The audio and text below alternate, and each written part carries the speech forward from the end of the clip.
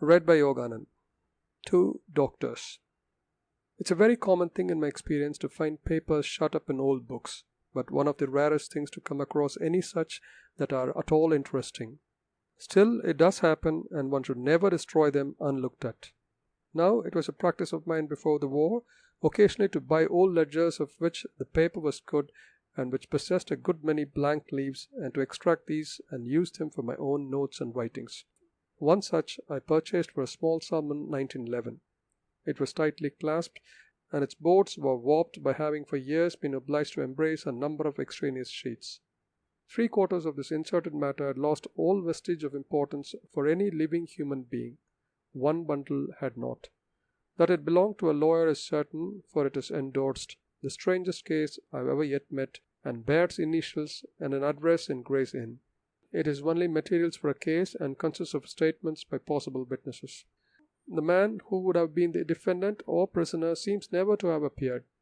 The dossier is not complete, but such as it is, it furnishes a riddle in which the supernatural appears to play a part. You must see what you can make of it. The following is the setting and the tale as I elicited. Dr. Abel was walking in his garden one afternoon, waiting for his horse to be brought round that he might set out on his visits for the day. As the place was Islington, the month June, and the year 1718, we conceive the surroundings as being countrified and pleasant. To him entered his confidential servant, Luke Jennett, who had been with him 20 years. I said I wished to speak to him, and what I had to say might take some quarter of an hour. He accordingly bade me go into his study, which was a room opening on the terrace path where he was walking, and came in himself and sat down. I told him that, much against my will, I must look out for another place. He inquired what was my reason, in consideration I had been so long with him. I said, if he would excuse me, he would do me a great kindness, because this appears to have been common even from in 1718. I was one that always liked to have everything pleasant about me. As well as I can remember, he said that was his case likewise, but he would wish to know why I should change my mind after so many years, and says he, "You know there can be no talk of a remembrance of you in my will if you leave my service now." I said I had made my reckoning of that. Then, says he must have some complaint to make, and if I could, I would willingly set it right. And at that I told him, not seeing how he could keep it back, the matter of my former affidavit and of the bedstaff in the dispensing room, and said that a house where such things happened was no place for me. At which he, looking very black upon me, said no more, but called me fool, and said he would pay what was owing me in the morning, and so his horse being waiting, went out. So for that night I lodged with my sister's husband near Battlebridge, and came early next morning to my late master, who then made a great matter that I had not lain in his house, and stopped a crown out of my wages owing. After that I took service here and there, not for long at a time, and saw no more of him till I came to be Dr. Quin's man at Dodds Hall in Islington. There is one very obscure part in the statement, namely the reference to the former affidavit in the matter of the bedstaff. The former affidavit is not in the bundle of papers. It is to be feared that it was taken out to be read because of its special oddity, and not put back. Of what nature the story was may be guessed later, but as yet no clue has been put into our hands. The rector of Islington, Jonathan Pratt, is the next step forward. He furnishes particulars of the standing and reputation of Dr. Abel and Dr. Quin, both of whom lived and practiced in his parish.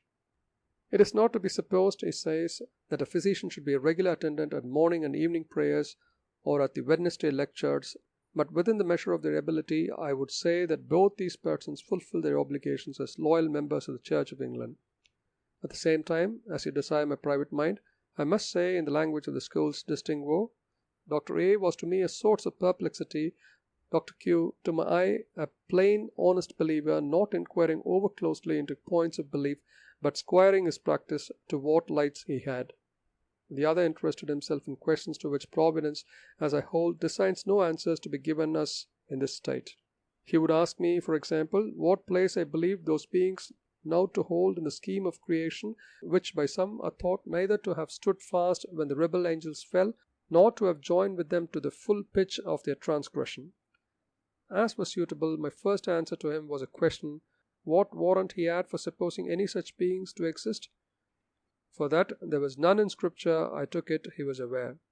It appeared, for as I am on the subject, the whole tale may be given, that he grounded himself on such passages as that of the satire which Jerome tells us converts with Antony, but thought too that some parts of Scripture might be cited in support.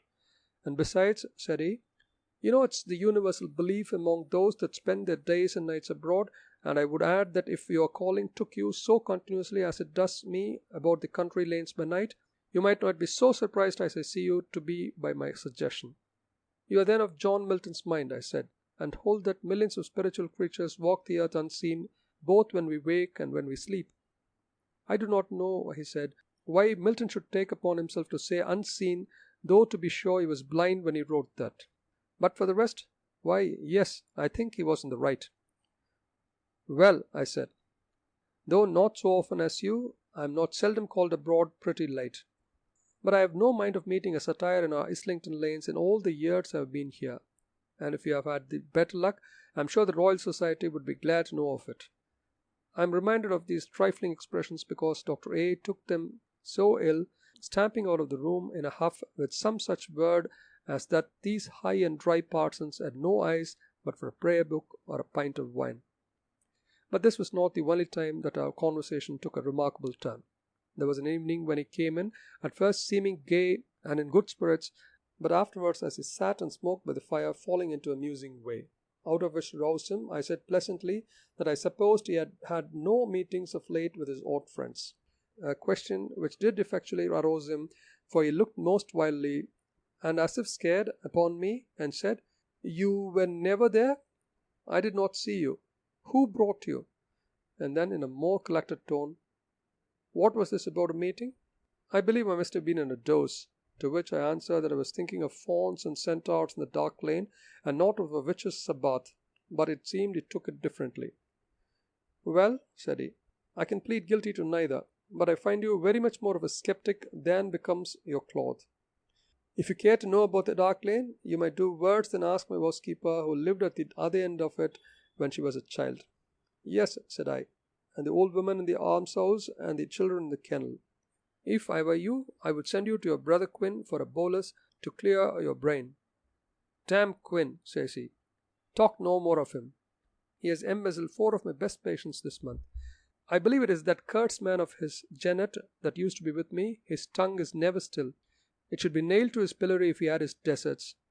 This, I may say, was the only time of his showing me that he had any grudge against either Dr. Quinn or Janet, and as was my business, I did my best to persuade him he was mistaken in them. Yet it could not be denied that some respectable families in the parish had given him the cold shoulder, and for no reason that they were willing to allege. The end was that he said he had not done so ill in Islington, but that he could afford to live at ease elsewhere when he chose, and anyhow he bore Dr. Quinn no malice. I think I now remember what observation of mine drew him into the train of thought which he next pursued. It was, I believe, by mentioning some juggling tricks which my brother in the East Indies had seen at the court of the Rajah of Mysore. A convenient thing enough, said Dr. Abel to me, if by some arrangement a man could get the power of communicating motion and energy to inanimate objects. As if the axe should move itself against him that lifts it, something of that kind. Well, I don't know that was in my mind so much. But if you could summon such a volume from your shelf or even order it to open at the right page. He was sitting by the fire, it was a cold evening, and stretched out his hand that way, and just then the fire irons fell over towards him with a great clatter, and I did not hear what else he said.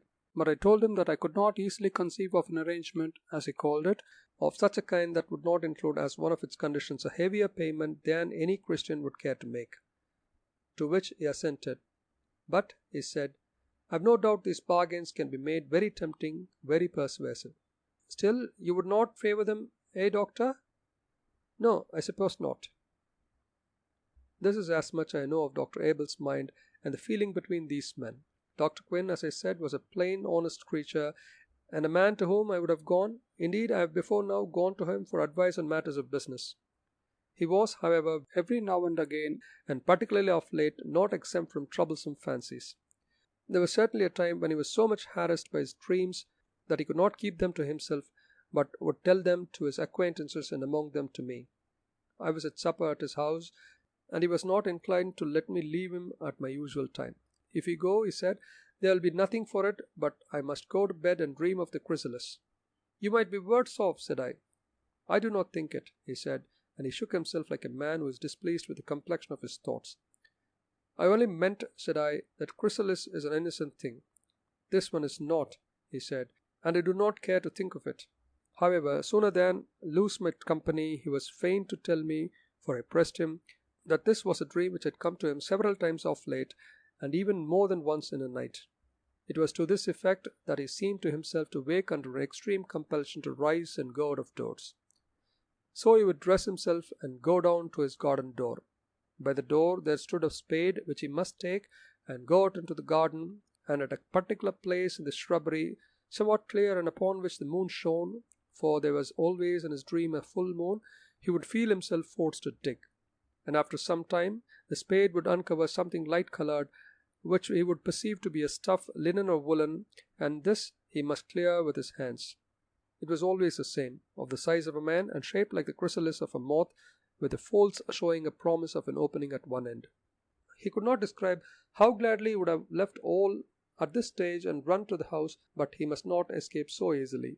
So, with many groans and knowing only too well what to expect, he parted these folds of stuff, or, as it sometimes seemed to be, membrane, and disclosed a head covered with a smooth pink skin, which, breaking as his creature stirred, showed him his own face in a state of death.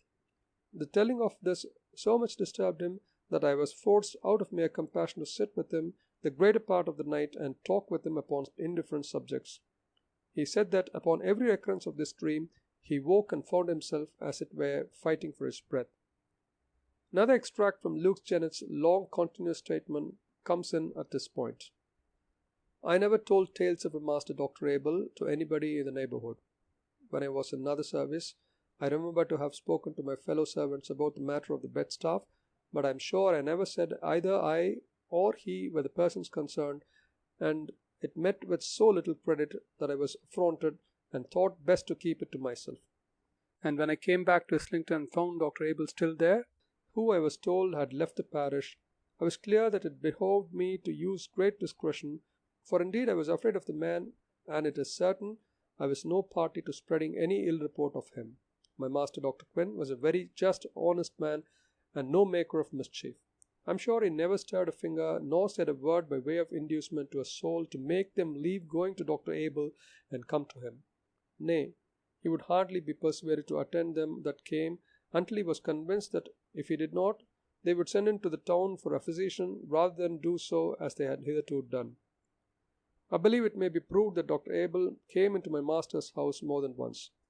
We had a new chambermaid out of Hertfordshire, and she asked me who was the gentleman that was looking after the master, that is Dr. Quinn, when he was out, and seemed so disappointed that he was out.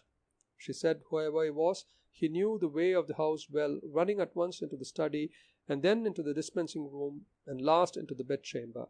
I made her tell me what he was like, and what she said was suitable enough to Dr. Abel. But besides, she told me she saw the same man at church, and someone told her that was the doctor.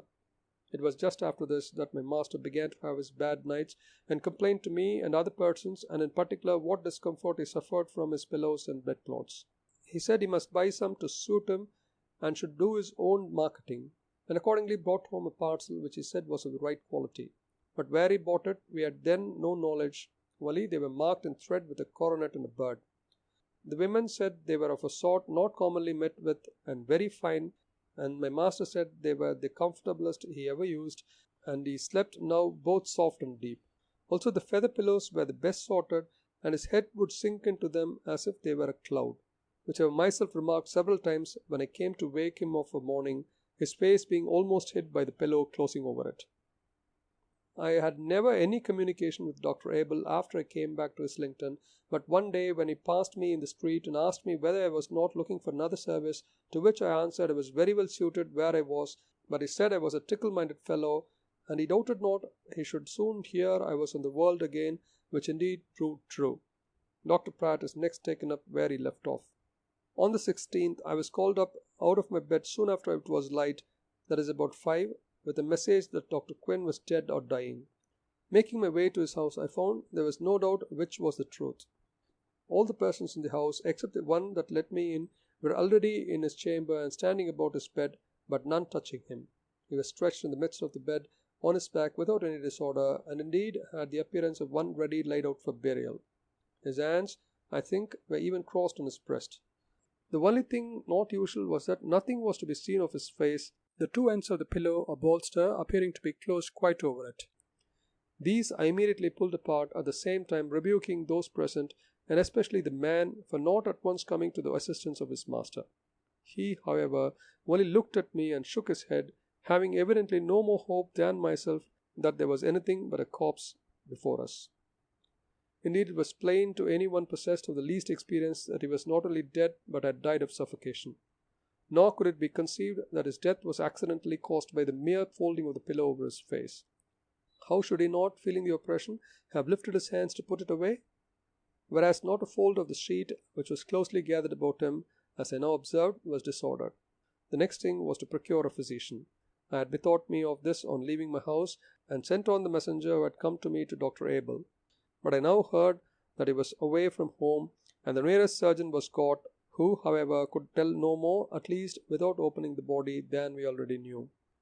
As to any person entering the room with evil purpose, which was the next point to be cleared, it was visible that the bolts of the door were burst from their stanchions, and the stanchions broken away from the door post by main force, and there was a sufficient body of witness. The smith among them testified that this had been done but a few minutes before I came. The chamber being moreover at the top of the house, the window was neither easy of access, nor did it show any sign of an exit made that way, either by marks upon the sill or footprints below upon the soft mold. The surgeon's evidence forms, of course, part of the report of the inquest, but since it has nothing but remarks upon the healthy state of the larger organs and the coagulation of blood in various parts of the body, it need not be reproduced. The verdict was death by visitation of God. Annexed to the other papers is one which I was first inclined to suppose had made its way among them by mistake. Upon further consideration, I think I can divine a reason for its presence. It relates to the rifling of a mausoleum in Middlesex, which stood in a park now broken up, the property of a noble family which I will not name. The outrage was not that of an ordinary resurrection man. The object, it seemed likely, was theft. The account is blunt and terrible. I shall not quote it. A dealer in the north of London suffered heavy penalties as a receiver of stolen goods in connection with the affair. The end of Two Doctors.